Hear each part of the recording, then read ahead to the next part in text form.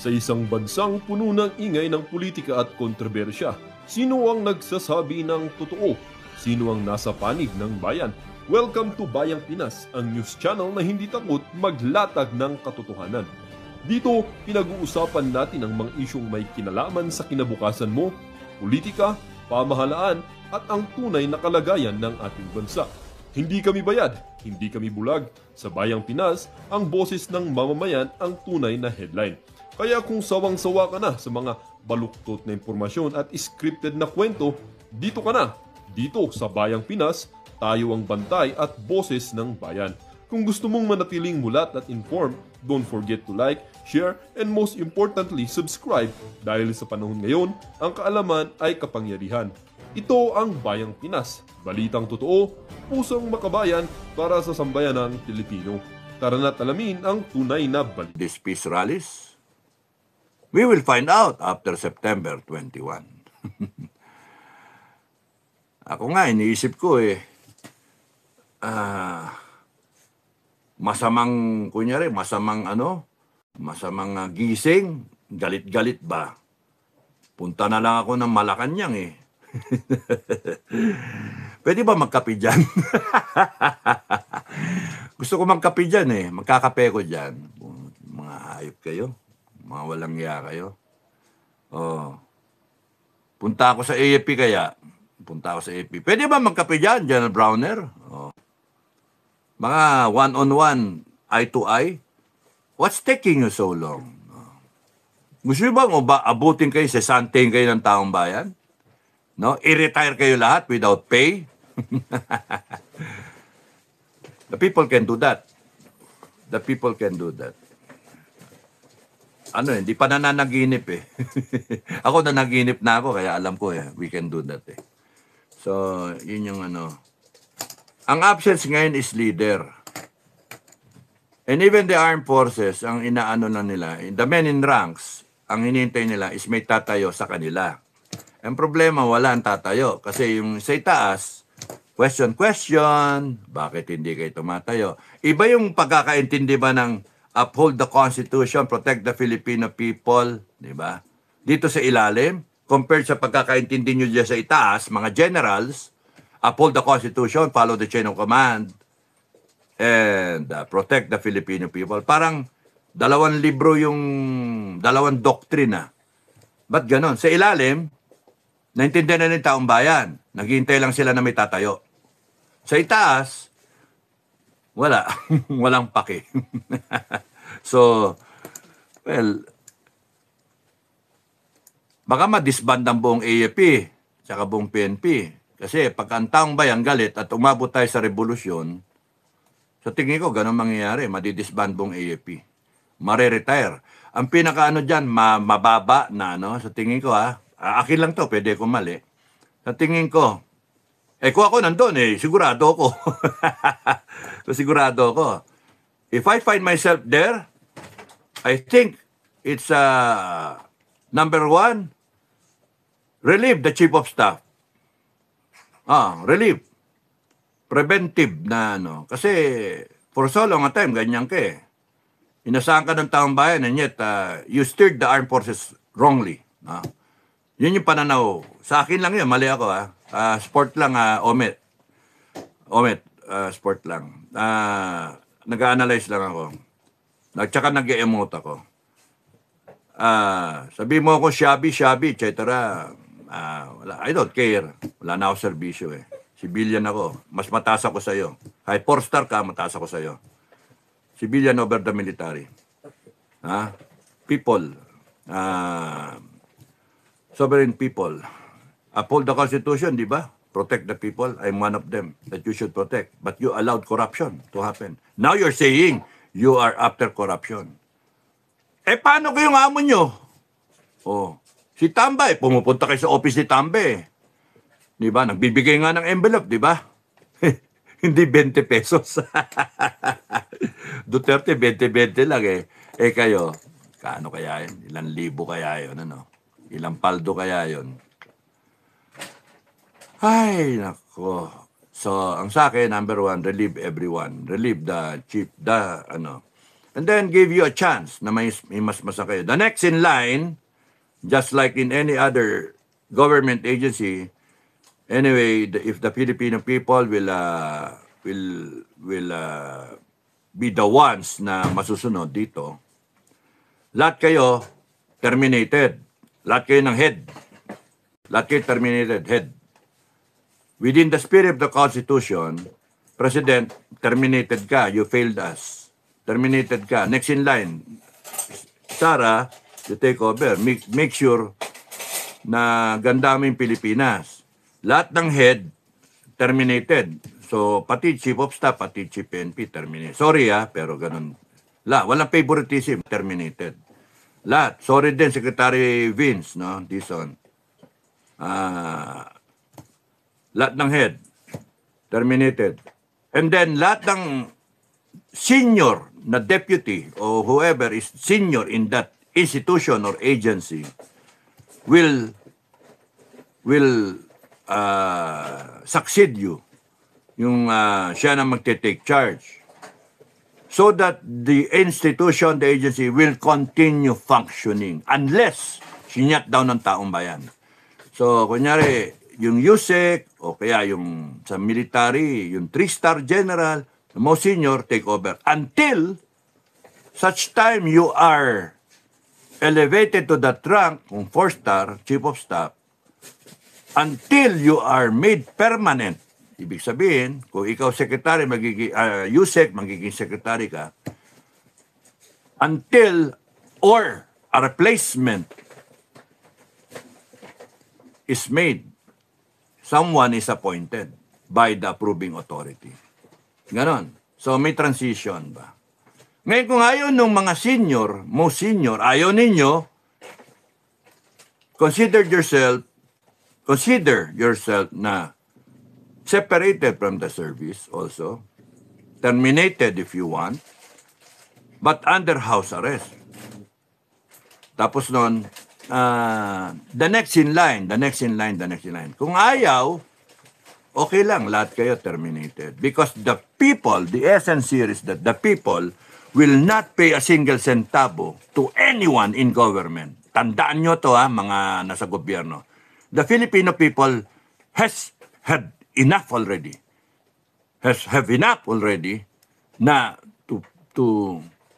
of paying people in government, and we're still paying them for their incompetence, for their lack of character, their lack of leadership, their lack of everything Filipino. Animal kayo? Mababang korote na yung bansa natin Ganyan pa rin kayo? Putang ina. Sorry. Ina. Sorry, nakakagalit kayo. Yun yung galit ng tao. Hindi, isa lang ako. Kung marami, matakot kayo. Because this will result into something nasty if you do not perform the expected output from you guys. You do not perform yung good governance na hinihintay namin. And you continue to fool the Filipino people. You continue to rob the Filipino people of their future. Mga hayop kayo. Kaya, yung mga tao, mga kababayan, do not let them contain what you feel. Do not let anyone take that away from you. Dictate to you what you should feel. Do not let anyone. You just let yourself overflow. Feel what's really happening. Putya, ninakawan ka ng trilyon, ano yan? Mag-resign lang? Accountability ang hinahanap namin. Retribution, reckoning, yun yung hinahanap namin. Hindi resign. Ano kala ninyo? Aalis na yung accountability ninyo, aalis na yung responsibility ninyo kasi nag-resign kayo? Kagaya ginawa ninyo. You see the pattern, mga kababayan. Resign si ganito, bunuan. Hindi na siya nabol. Doon ako naano doon sa investigasyon. Hinayaan ni Senator Marcoleta na nandun na nga yung tao. Dapat yun, pinuntirya ng pinuntirya. Pero hinayaan, nag-resign na kasi. Tapos nagsusunod, isa-isa nagre-resign. para hindi nyo na maimbestigahan. Tapos yung kinreate na independent body, wala namang contempt powers. Paano mo tawagin na ayaw pumunta yung tao? Wala ka na. Tameme na. Wala na. Buta. Pinatawag nyo and then wala kayong contempt powers. Sabihin ni Marcos, no need. Tapos maya-maya sabihin niya na, pwede nyo dagdagan. Kaya nga niloloko lang tayo, mga kababayan. And here they are, lalabas ng peace rally na funded nila, na walang Marcos resign. Doon sila takot yung matanggal si Marcos. Kaya kung titingnan nyo, know the enemy. Know who you are dealing with. Number one, they are so many steps ahead sa inyo, mga kababayan, sa mga leader. When the UPI, ano lang to, real talk lang, when the UPI, the leaders, pati si Colonel Metran, and even the people there, na nakausap ko pa, sinasabi na napaalis nila si Tamba, as it may seem that way, pero kung isipin mo, kung ganun lang yung tao doon, hindi nga nayanig, tapos noon, planado to. Planado to. To diffuse the tension, Tamba, bumaba ka na muna. Bakasyon ka muna. Palitan na lang ikaw ni D. Ano nga orchestrated lahat So para kumalma kayo, again, kinocontain yung galit ninyo. Kasi natatakot sila. Yun yung lang good news doon. Natatakot sila sa inyo, mga kababayan. Na galit kayo. Kaya maniwala kayo sa galit ninyo. Control nyo, pero maniwala kayo sa galit nyo. Tama yung nagagalit kayo. Hindi ko kayo kinokonsinte. You're just being humane. You're just being a human being. Natural na magalit kayo kasi merong kinuha sa inyo na hindi naman dapat kuhanin. Merong pinangako sa inyo na hindi naman tinupad. Promise pa. Daming promises. Empty. And here you are, nalunod sa baha. Na sira ang mga gamit at pananim. Yung pinagpundaran ninyo. And they continue to launder na money. And up to now, walang whole departure order, walang freeze the assets, bank accounts, wala. So, the president is complicit sa lahat na nangyayari na to. Remember, day one, upon assuming si Executive Order number 1, inabolish niya yung anti-corruption, ni Greco Bellica. So, talagang balak nila magnakaw. Tapos ngayon, pinopolgay nila ngayon yung mga kontraktor. Polgay. Ano mga lintik na yan? Nakapolgay yung mga kontraktor. Sa tingin nyo, may makukulong dyan na congressman? Turo Siko, nasa Siko. Alam nila ang latag ng Pilipino. Yung anatomy ng Pilipino, kilalang-kilala. Magagaling to. Kaya kayong mga leader, kayong mga Pilipino na mga leader, top leaders, you do not underestimate the evil minds of this government. You do not underestimate your enemy because what you have in front of you is a very cunning, very shrewd, very evil, monstrous na kalaban. They are so many steps ahead of you, guys. So many steps ahead. Alam nila na pagkaganito kay Marcoleta, natutumbok na, boom, palit. Tanggal si Marcoleta. Biglang pasok pa yung tinrigger yung investigative body. So, investigahin niyo si Senator Lacson, no? For as long as ipapasa na niya. Sinasabi na nga nila sa mga interview. Up to such time na they will pass it on to the investigating independent body. So, pinrolong nila. Dinefuse nila yung tension with all these rallies happening. Dinefuse yung tension. Huwag kayo mag-alala sa martial law. Natatakot kayo sa sarili nyong anino. Matatakot kayo sa takot sila mag-declare ng martial law. I vlogged about it. Mag-declare sila ng martial law. Magde-declare tayo ng martial law. Huwag kayo natatakot because remember the power of declaration ng martial law came from the people. All government authority emanates from the people. Huwag kayo natatakot sa sarili nating power. Mga kababayan, huwag kayo natatakot. Sinasabi ko sa previous vlogs ko, pagka yan, ikaw, Marcos, nag-declare ka ng martial law, we will defy it. Tatawanan ka lang namin because kami, sesantihin ka namin. You are going to be, we will terminate you and kami mismo will take back that power and we will declare a people's martial law. Matakot kayo sa amin. And along with it, we will be declaring everything. Matakot kayo sa taong bayan because all government authority emanates from the people. Kaya ayokong tanggalin yung konstitusyon because nandoon lahat. Amen tayo, oo. Pero nandoon yung essence, nandoon lahat. Yun ang gamitin natin, yung konstitusyon natin. Ngayon, yung mga may iba-ibang agenda, gusto nyo, may spare tire ka. Ang spare tire mo, rim 13. Kutre, gusto nyo magkabit ng rim 17, rim 15. Ay, wala talaga. Hindi pwede. Ang government, rim 13 lang eh. Doon tayo muna.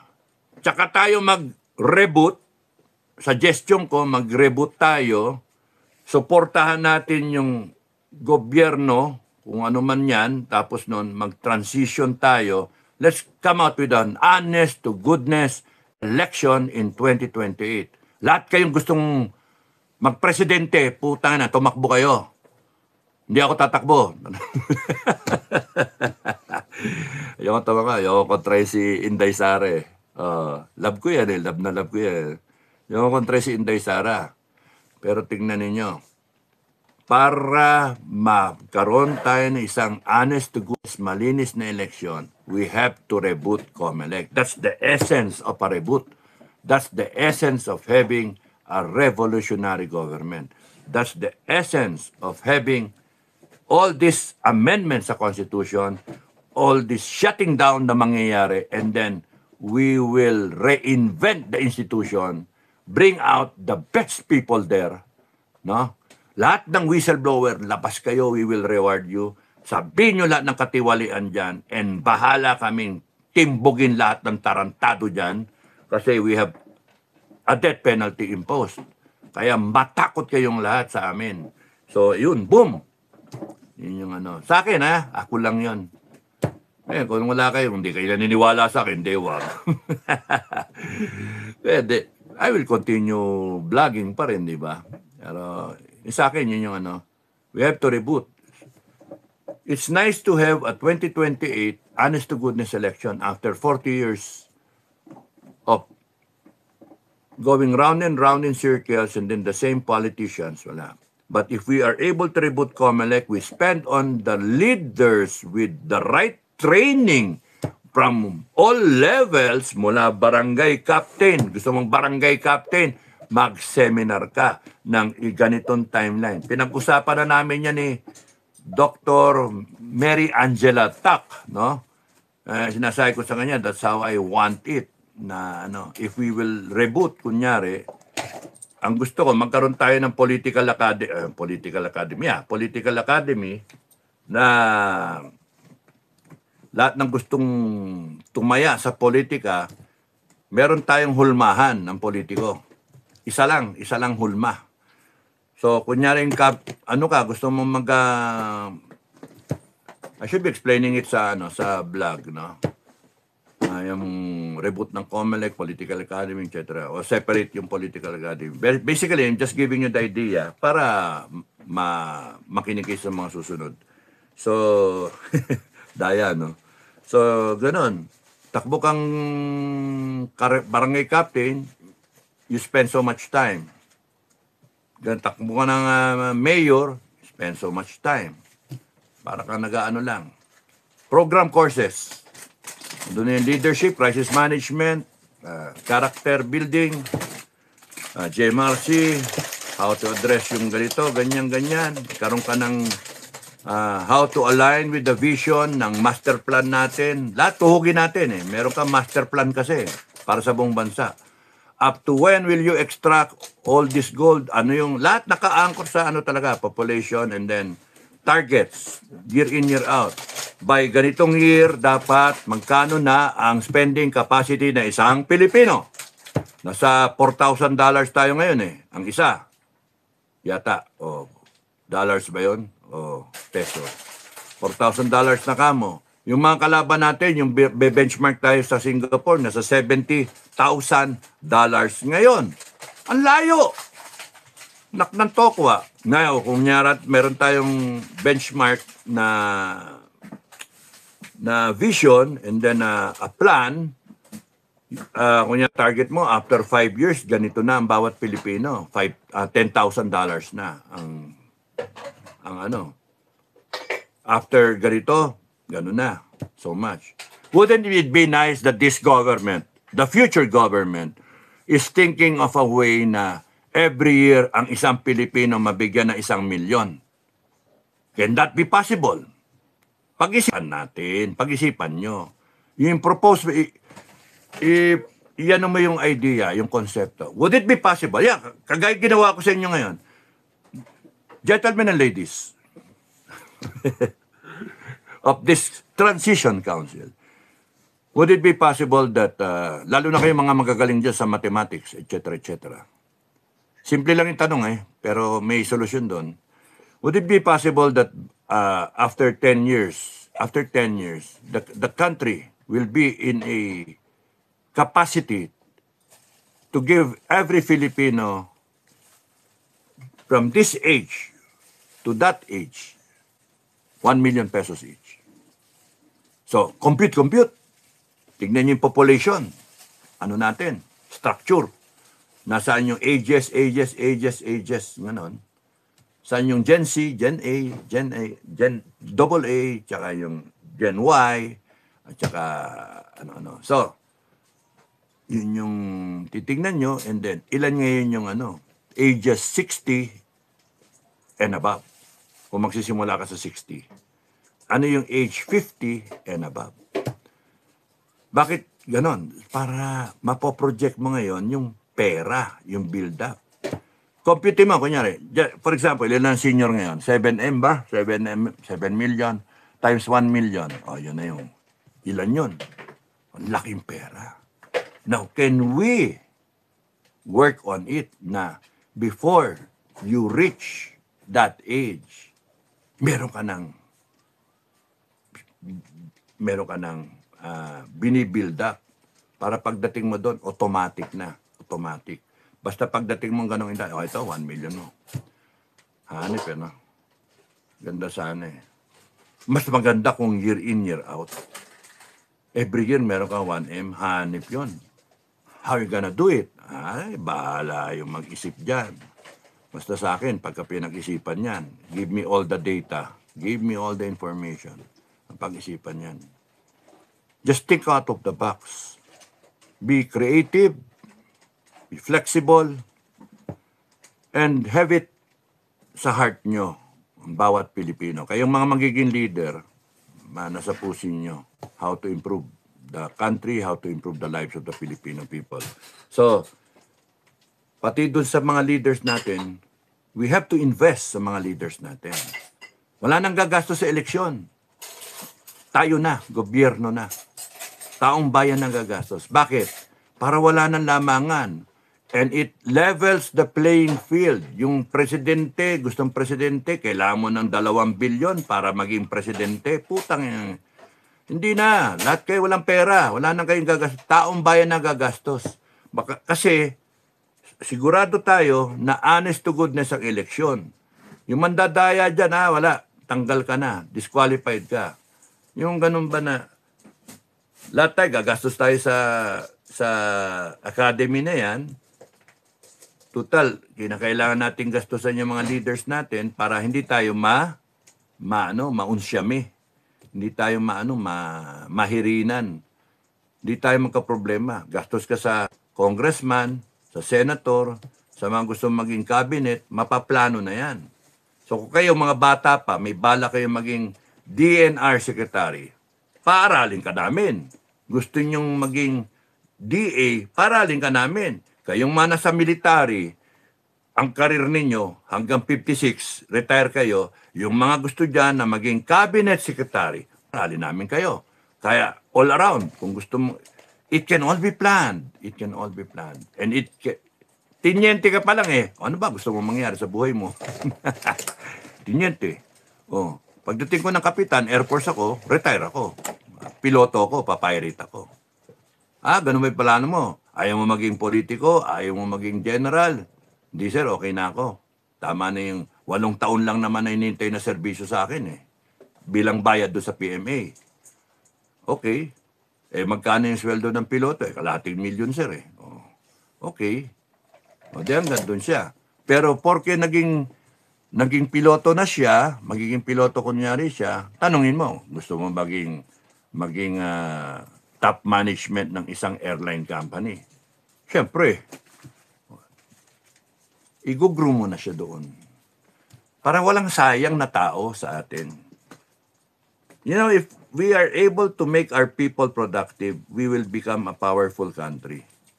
Every Filipino na kung pwede lang talaga na mapalawak natin yung pag-iisip, naintindihan yung mga pangyayari, they become responsible, maganda yung manners, yung character niya, yung value system, yung formation ng lahat. Hindi tayo magkakaproblema ng ganito. Nangyari kasi production line natin mali. Yun yung pinaka-problema. Yung production line natin na walang quality. Kaya yun, nagkaroon tayo panay buhaya. Imbis na tao lumabas, buhaya sa production line natin.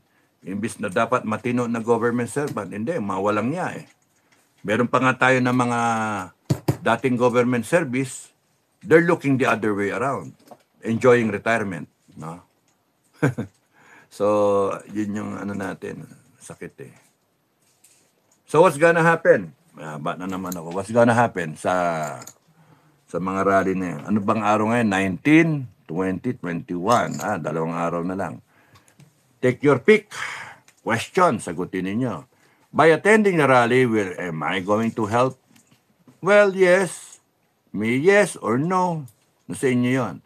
But bear in mind, kumaten kayo doon sa rally kasi free will ninyo. Gusto nyong ipakita rin yung support ninyo, ipakita yung ninyo, yung sama ng loob nyo, yung galit nyo. But think also about it na what is the end result ng gusto mong mangyari sa rally? May masmasan ba si Marcos sa rally na to? Will they reconsider yung idea na magbigay na lang siya ng good governance, ayusin na lang nila yung serbisyo? Yes or no? Do you think na hahabulin nila lahat itong kriminal na nagnakaw? Yes or no? Or do you want an instant justice? Yan yung mga tanong dyan. Do you want the problems of the country to be solved right away? Pwede ba ma-solve right away? Pwede ba na tayo magsosolve na lang, mga kababayan? Kasi wala na tayong pag-asa sa kanila. Boboto na naman kayo ng congressman. Sa totoo lang, yung congress sobrang laki. 300 plus. Sinusustentuhan natin sila. Hindi nga natin kaya sustentuhan yung sarili natin Sila disasakyan Kaya na, ay grabe talaga. Bago yung mga computer nila, bago yung cellphone nila, everything at the expense of the Filipino people. And Ano? Ninanakawan pa tayo?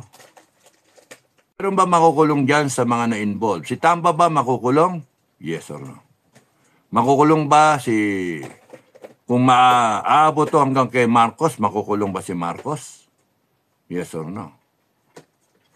Sa tingin niyo ba kaya yung armed forces natin lilitaw para suportahan yung taong bayan? Yes or no? Malay nyo, palitawin nila sa 21 yan, yung armed forces. Nandito kami na sumusuporta sa inyo, mga kababayan. Baka yun yung ano doon, panggulat, ano? Ganon kayo. Yay! At hindi yung armed forces. Sumusuporta yung armed forces against corruption. Nabola kayo eh, no? Niloloko tayo talaga nitong diskarte nila na ito. And they're using everything. Psychological approach. Very cunning eh. Galing, ang galing. Ako, bawa ko eh. Believe ako sa inyo. Know thy enemy, mga kababayan. Know thy enemy. Hindi yung basta bara-bara kayo, papasok kayo sa boxing ring, magipagsuntukan kayo, hindi yung kalain, na meron yung guwantes ng kalaban, may bakal. May bakal pala po dyan. Pag tinawa ka gano'n, knock out kayo. Magaling yung kalaban. Magaling. Na hindi mo maano eh. So I'm also having a problem. Saan ako pupunta? Sa Luneta? Baka bambuhin ako ron. O, hindi ka dito. Hindi ka pwede dito. Eh, sabi nga, Pilipino daw eh. O, pwede ako doon, no? Pilipino ako. Wala daw kulay eh. Ay, nako. Siya nga pala, gusto kong sabihin, bago nga kalimutan. Hindi kaya yung reason ng nilista nila kung sino yung attend doon, ina-account nila kung sino yung pupunta doon. Para makita nila kung sino yung mga personality doon. Oh. Ewan ko lang. Ngayon kung halo-halo yan, sige, Pilipino galit sa korupsyon. Bakit? Ewan ko. Duda kasi ako dun eh, sa ano na yan, sa Luneta. Duda ako dun eh. Sama yung ano ko eh, gut feel dun eh. Ngayon sa Liwasan Bonifacio, kung doon naman ako pupunta. Eh pumunta na ako dyan, Liwasan Bonifacio, muntik na ako matake. Pinagsalita ako dyan sa Liwasan Bonifacio. Huling-huli kong speaker eh, bago pinakita yung mga ano nila Duterte. Yung mga ano ng pamilya. Tapos doon eh, bago ko pumunta sa entablado, may time limit eh. Kasi nga, dami nagsalita ng, bago ko eh, dami nagsalita eh. Buti nga, nakasalita pa ako eh. Wala naman ang balak magsalita. Ayoko nga magsalita eh. Hiya ako eh. Tapos, sir, salita kayo. Tapos sinabi sa akin, sir ano to peace rally. Sabi ko naman, sisigaw ako ng revolusyon. Wag sir. Sisigaw. Baka hindi ko mapigil eh. Galit lang ko eh. Baka sisigaw ko, revolusyon! Wag sir. Kaya yung colonel na Muslim brother natin, sumama sa stage, ayaw nilang papanikin eh. Baka sumigaw na revolusyon. Eh ako naman, sabi ko, hindi, sama ko yan. Sama ko yan. Hindi ako magsasalita kung hindi yan sasama sa akin. O siya tayo pumanik. Low moral na nga yung tao. Sige, uwi na ako. Sasabihin ko na lang sa mga kasama ko sa Mindanao, hindi na ako pinagsalita. Sabi ko, hindi.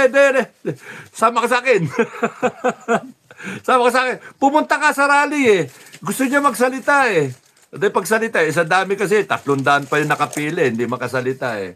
Halika, sama ka sa akin. Makita mo lang ng mga kababayan mo sa Mindanao na nandun ka sa stage. Pero, huwag ka sisigaw revolusyon. baka ano tayo dito, yung batakin ng ng ratan ba, di ba? Yung cane. Batakin tayo ganyan. Huwag ka sisigaw revolusyon ha. Pagka ako sumigaw ng revolusyon, suntukin mo ako. Sikuhin mo ako. O siya, ba nagsasalita ako ganyan, sumakit yung puso, pusa, kala ko, takihin na ako. Kaya ako natigil, tumigil lang ng konti, nag-pause ako eh. Sabi ko, Lord, wag muna ngayon, wag muna ngayon. Eh, bago ko pumanik na stage eh, mainit, galing akong Baguio, diretso ako, tapos nun eh, may naramdaman ako 2 beses eh, nagsublingual na ako eh. Dapat yun, diretso ako yung hospital eh. Hindi rin, matigas ang ulo ko, pasaway. Tapos nun eh, naramdaman talaga ako. Hindi ko masabi sa tao, masakit puso ko. Sir, selfie. Tapos, tao tuwan-tuwa eh. Ayoko naman ma-spoil yung kanilang tuwan-tuwa eh. Uy, Pinoy Survivor. Sir, Captain Dado, dali. Picture, sir, picture. Oh, picture. Lahat ng inikutan ko doon kasi imbis na pumunta ako doon sa air condition na tent para sa mga VIP daw. Ay, hindi ako VIP, sabi yung gano'n. Ikot na lang ako, makita ko yung mga tao. Umikot ako. At tuwan-tuwa, ay, sir! hindi ako yun. Kapatid ko yun. Nandun sa harap. Nandun sa may tent. Kapatid ko, kakambal ko yun. Gago yun. Gago yun. Di sir, ikaw yun. Tapos, ay hindi pa talaga sir, ikaw yun. Sorry sir ha. Ay nako, sige, selfie tayo, sabi ko. Selfie na tayo. Ayan, selfie. Kagulo sila doon. Ay, talagang tangkad ni sir, oh. Ang tangkad ni sir. Minsan yung yung magpapakuha sa akin, hanggang dito ko lang. Kaya yuyuko ako para magpantay yung ulo namin ganyan. Eh, ang tagal na kuha ng picture. Nakakangawit. Eh, in all that, habang nagsasalita lahat sa harap, umikot ako doon, selfie, tapos noon mainit talaga, init na init ako. Eh, tapos noon, sumakit dito. Ayun. Nang tagal kasandal doon sa, sa bakod, sa, makeshift na bakod. Tapos noon, nawala. Hinihilot-hilot ko. Hinabog ko pang ganyan. Kaya maganyan pa ako. Parang parang sumarang, parang nag-close na ganon. Kinabog na ganyan. Tapos nun, ulit ako. Sumakit ulit. Tapos, nung kinabog ko ulit at tinilot, nawala. Tapos umupo na ako. Sabi ko, atake na yata ako dito. Hanggang sa umalis yung mga tao, nakaganyan na rin atake. Sabi putya, nakita ko nila. Sir, salita ka! Wala ka na tumawa. Tumayo ako para tumakas eh. Inakay na. Sir, salita ka. Tarantal, mga kalokohan niya, no. Doon kami nag-handshake ni Vic Rodriguez do sa na yan. That was March 16 yata yun. 15.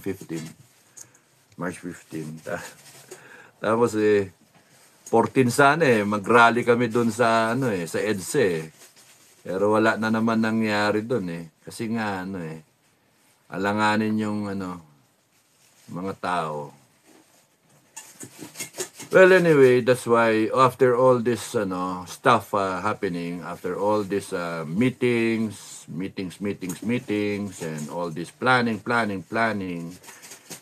question, do you expect the same?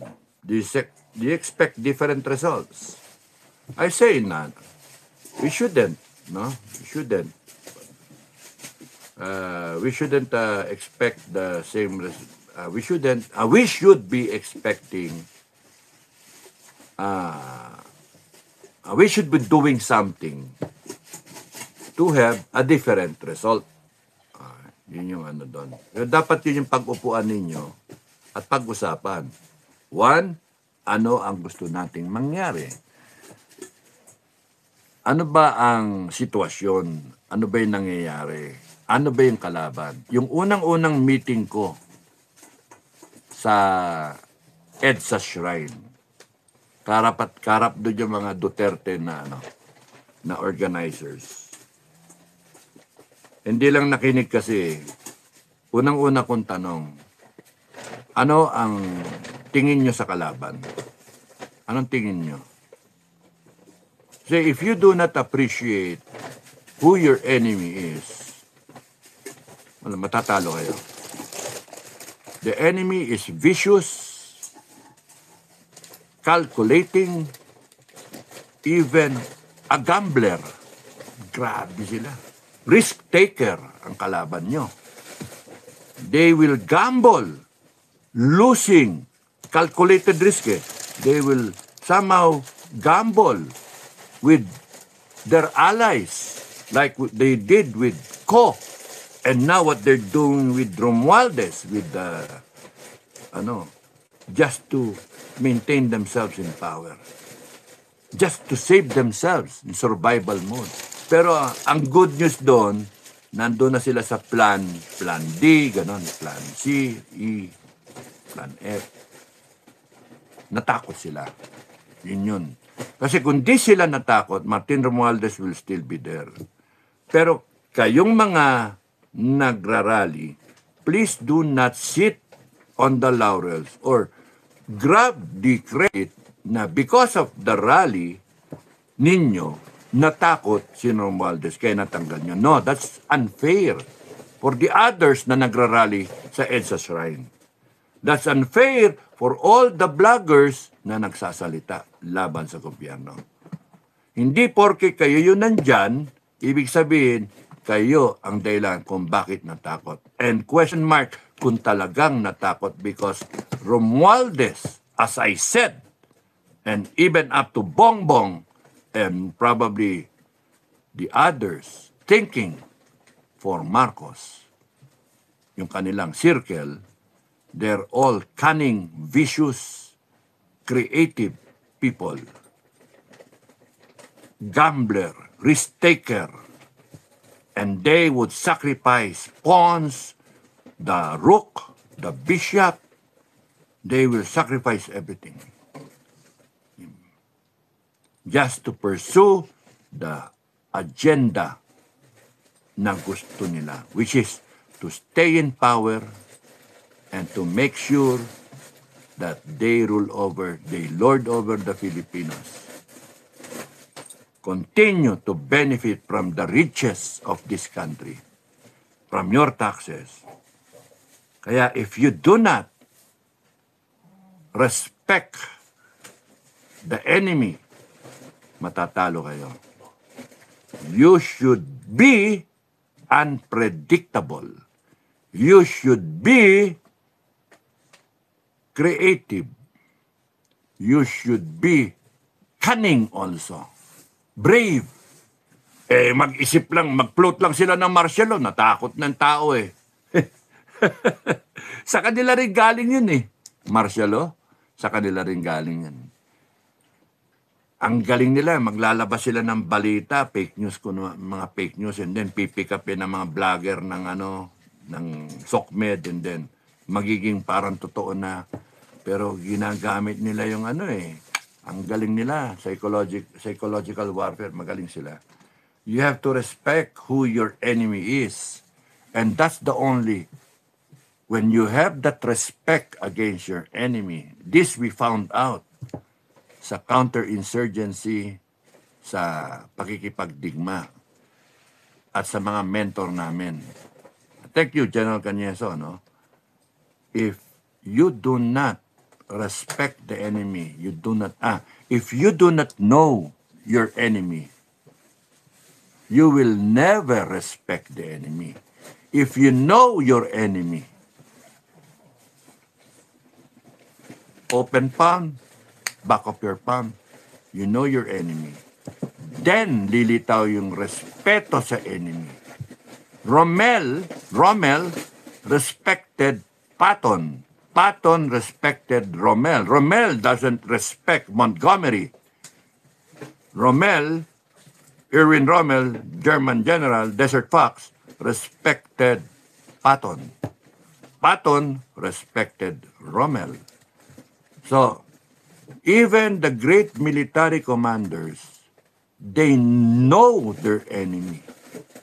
They respect their enemy. Kaya kayo, mga nagrarally, leaders, know the enemy.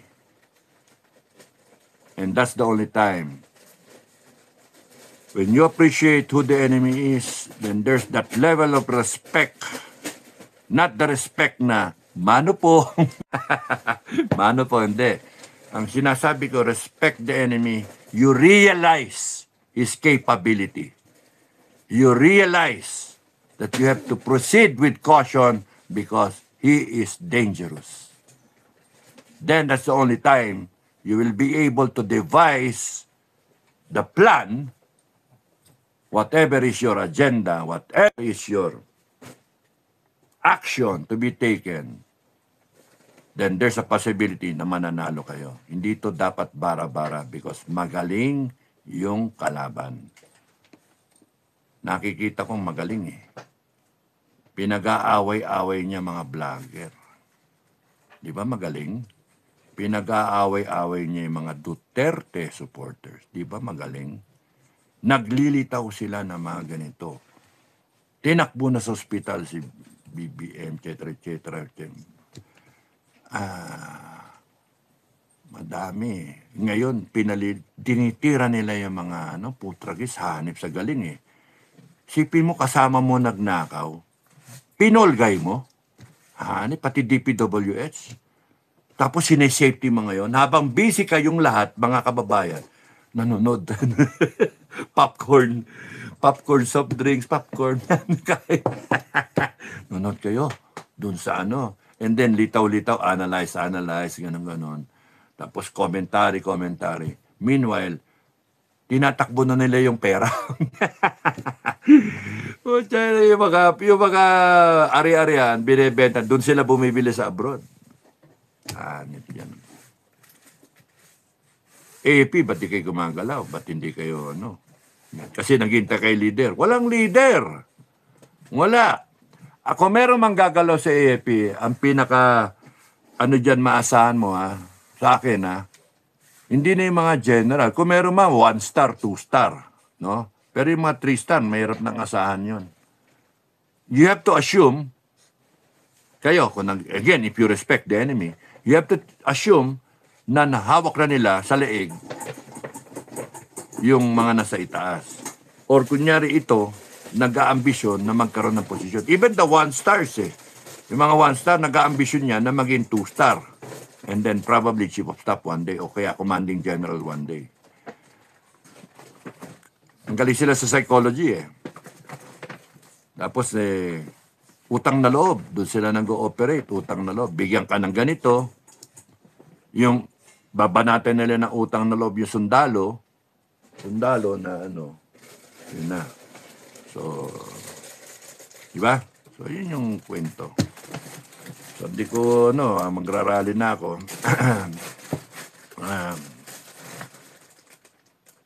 Nagtatago na sila sa private na isla. Thank you, Kael. So, kung titignan nyo, talagang ibang klase sila, So, hindi ko na mababasa yung mga comment ninyo, may mga gagawin pa ako. Okay. Kaya nga, the message is, respect the enemy, understand the enemy, respect the enemy. Then you will be able to react properly. Kaya ang una ko advice sa mga leader, mag-sit down kayo. Mag-sit down kayo, pag-usapan ninyo. Kahit dala-dala niyo yung mga banner, yung group nyo, you represent this group, you represent that group. When you sit down, okay, ano yung agenda mo? Ano yung gusto nyo mangyari? Ano yung endgame natin dito? Ano yung problema natin?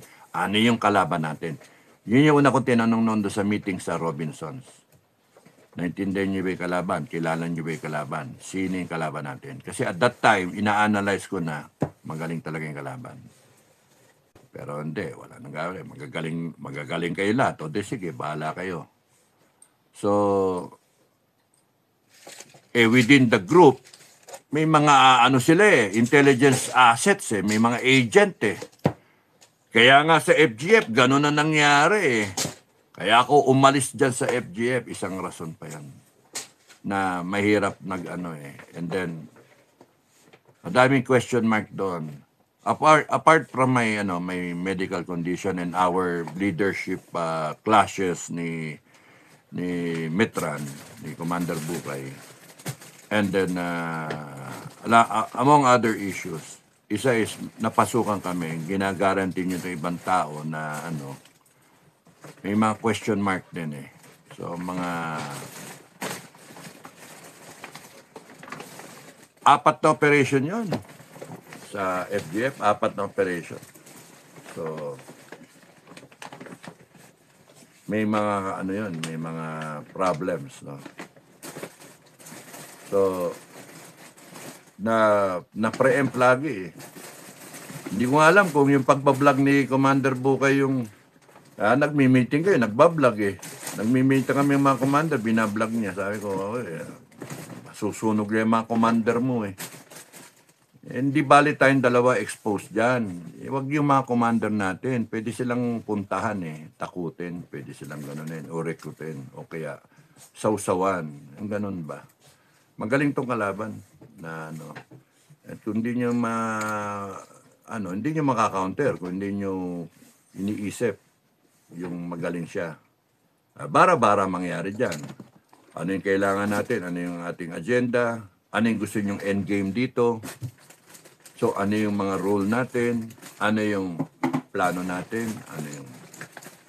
Ano yung gagawin natin? So, ngayon, nandun tayo sa grabe, pumutok yung So, panonoodin ba natin yung yung investigation? Maingay ho. Mami, maingay. Maingay. So, nandidinig nyo, maingay. So, yun yung tapusin ko na to para Kaya hanggang ganun na lang. Maraming salamat sa inyo. God bless everyone. Isipin nyo lang yung sinasabi ko.